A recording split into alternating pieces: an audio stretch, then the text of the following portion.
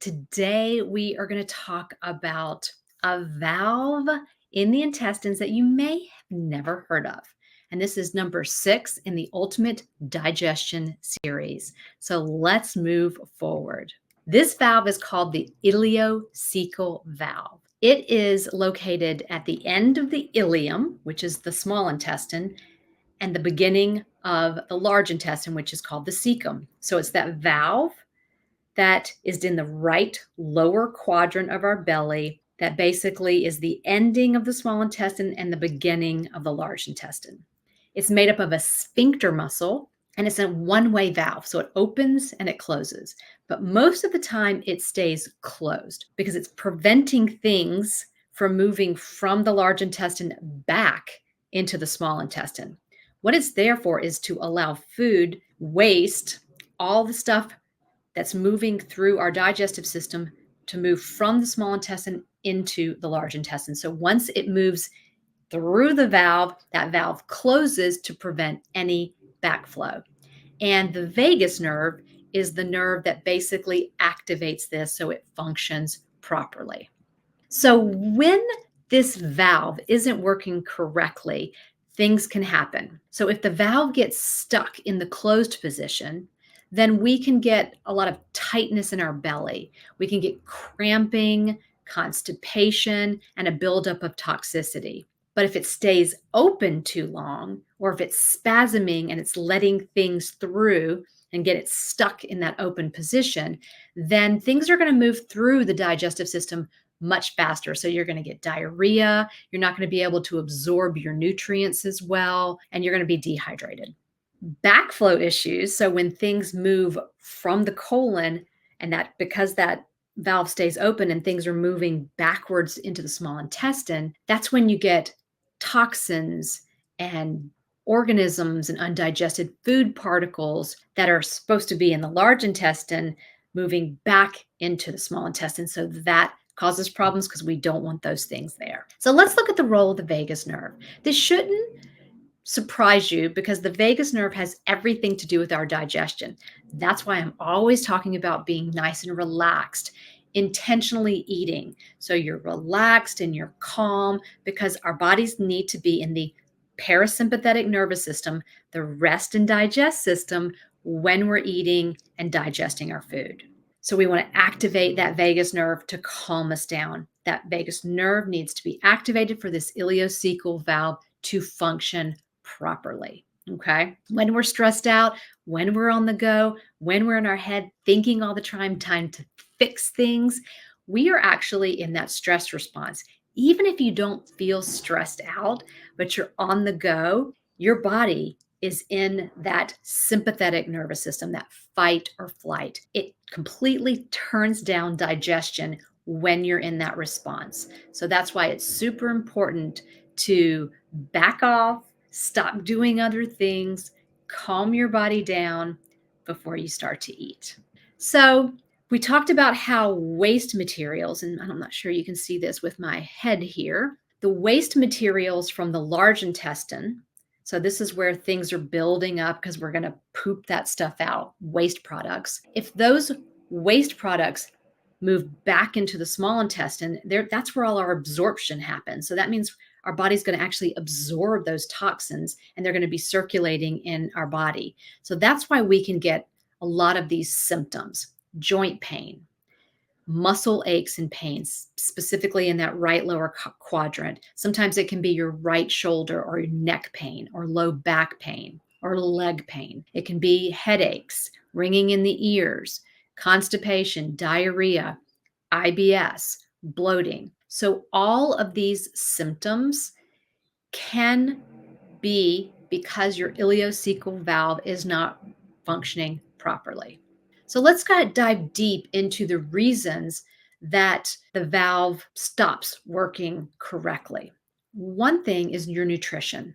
If you're not taking in enough fiber, then you can have issues. When I talk about fiber, I'm mainly talking about vegetables, roughage, greens, all colorful vegetables. I don't want you to think about grains, That's what a lot of people think of when they think of fiber is grain. I want you to think of vegetables. So if you're not eating enough vegetables, what's going to happen is your stool is going to be smaller and harder, and it's going to cause blockages, and that's going to put a strain on this valve.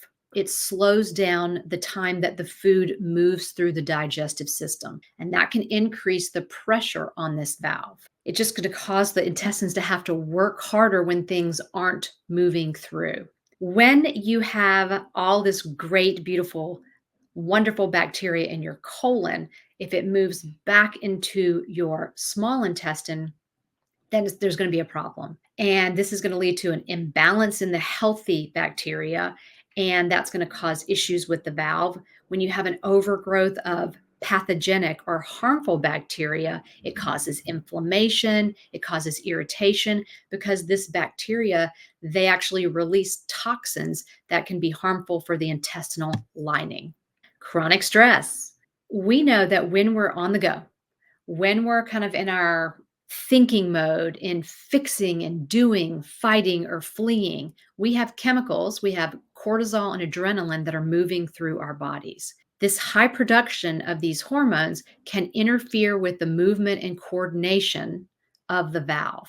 That's also, the vagus nerve is not activated. So you're just not going to have functioning of that valve if it's not being activated by the nerve. Inflammation, the balance of the gut bacteria, promoting the growth of harmful bacteria causes leaky gut and it affects the valve. Infections. When there's an infection in the body, the immune system releases lots of cells, lots of chemicals to try to fight and kill the pathogens. This causes inflammation, and that's going to be a problem when there's inflammation around the valve. Harmful bacteria. So when you have an infection, be it bacterial infection, again, you're going to have high amounts of a harmful type of bacteria that can release these toxins. It can also cause gas that's going to irritate this valve. If you've ever gotten a diagnosis of gastroenteritis, that is inflammation in the stomach and the intestinal lining, and that can happen from food poisoning, from salmonella, E. coli, even a norovirus, and those pathogens can directly impact the valve.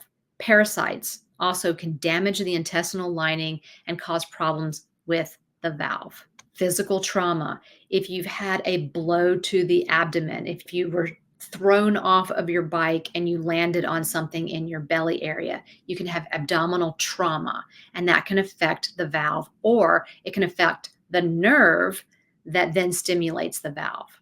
Surgical trauma. If you've had any kind of surgery, especially in the intestinal area, there can be damage that occurs to the ileocecal valve or damage to the nerves that activate the ileocecal valve.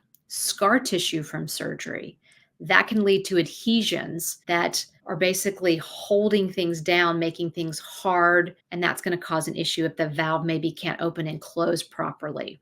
There can be a strain or injury to the abdominal muscles that are going to impact the functioning of that ileocecal valve. So what happens when it doesn't work efficiently? You may have heard of SIBO. You may have gotten a diagnosis of SIBO. This is small intestinal bacterial overgrowth. The majority of our microflora, those microorganisms that we really want in our gut, they are in the colon. We have some bacteria in the small intestine, but the majority are in the colon. But when we have a backflow of that bacteria into the small intestine, so there's much more there, it can cause problems. You can get a lot of bloating and gas because that bacteria eats the food, ferments that undigested food, and causes and produces gas and distension of the abdomen. It can cause diarrhea. So, with functional medicine and the way I work with all my clients is that we want to look at the root cause of things. We want to understand why. So if you get a diagnosis of small intestinal bacterial overgrowth, that is not the answer. It's why did you get that? And first off, yes, something happened with the ileocecal valve. That is how there was a backflow of the bacteria. but why was there a problem with your ileocecal valve? So with each step, we have to say why. We have to keep backing it up and backing it up and backing it up to understand what either nutrition or lifestyle habits are causing problems with your digestion.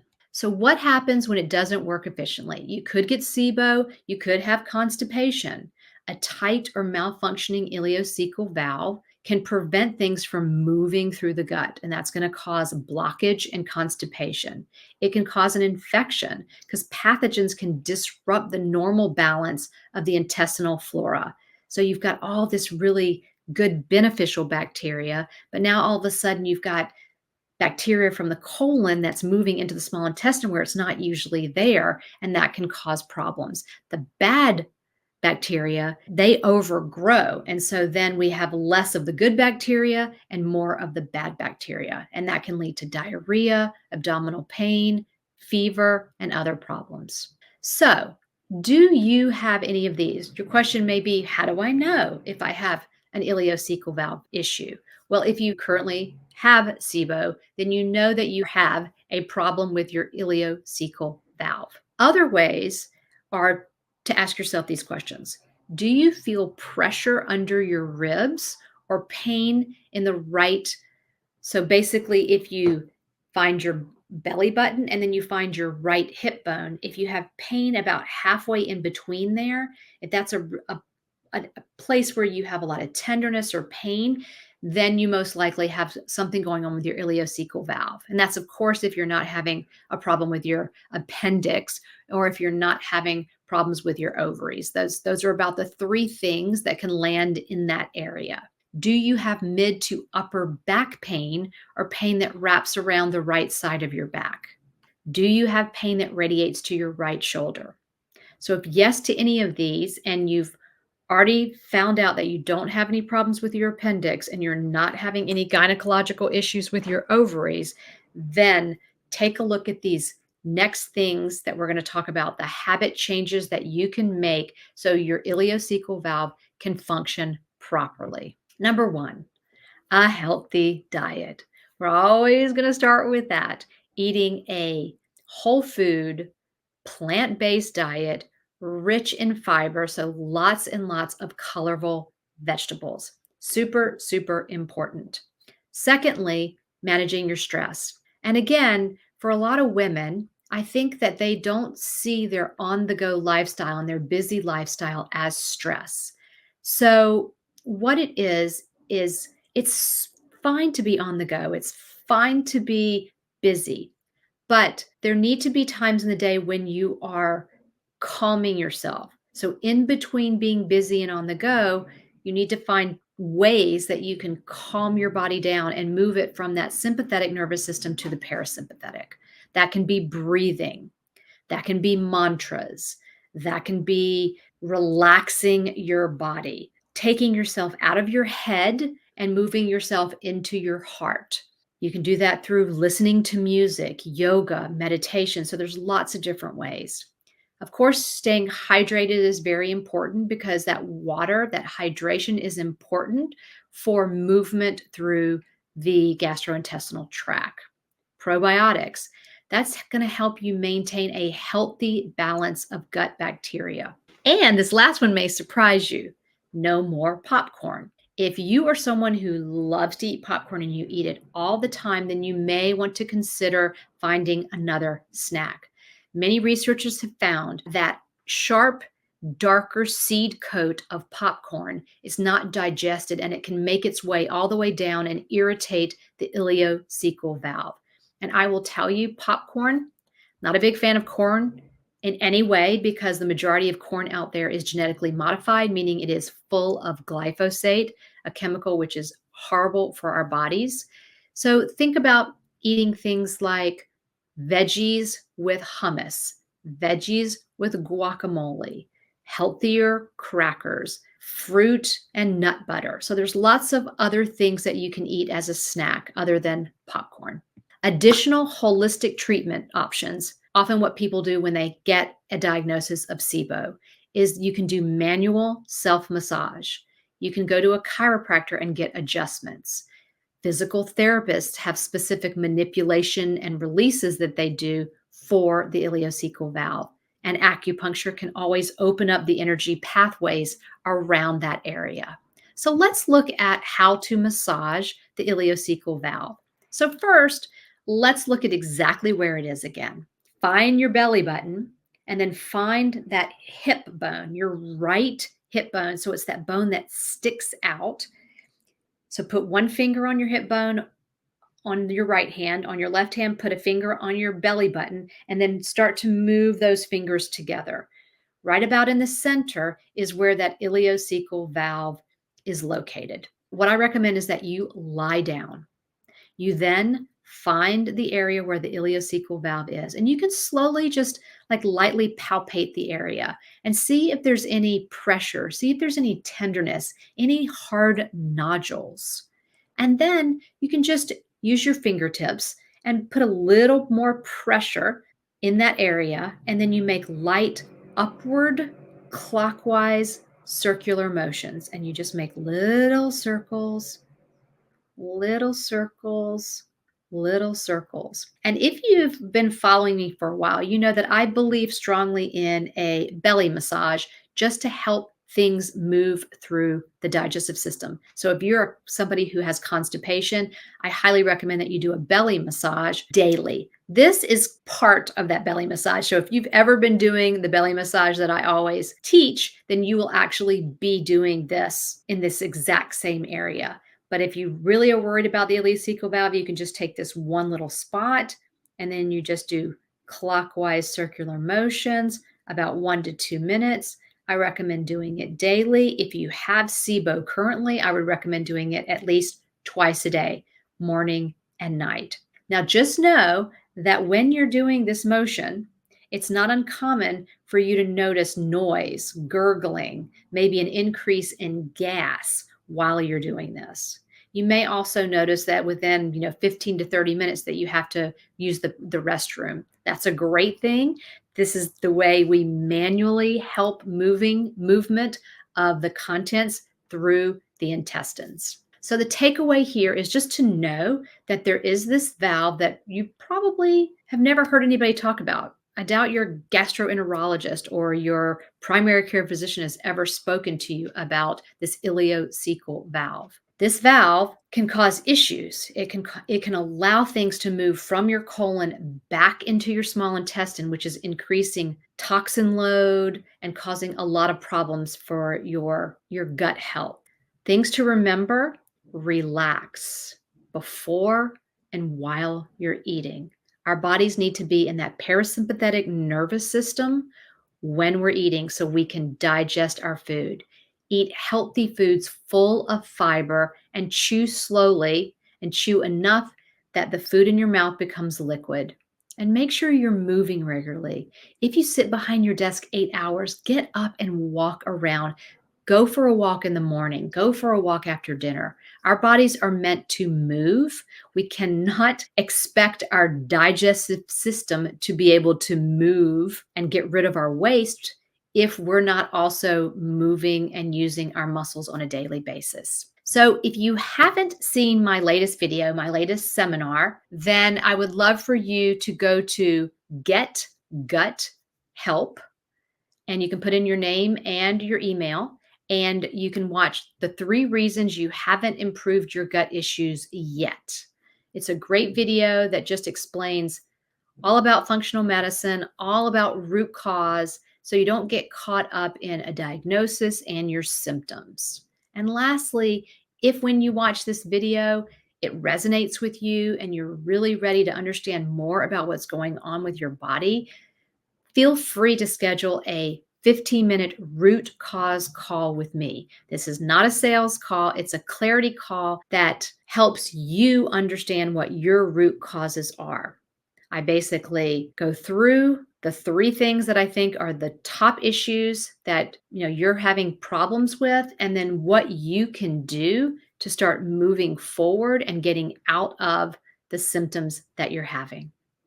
All righty. I hope you've learned a lot. If you have any comments or questions, go ahead and comment below and I will get back to you.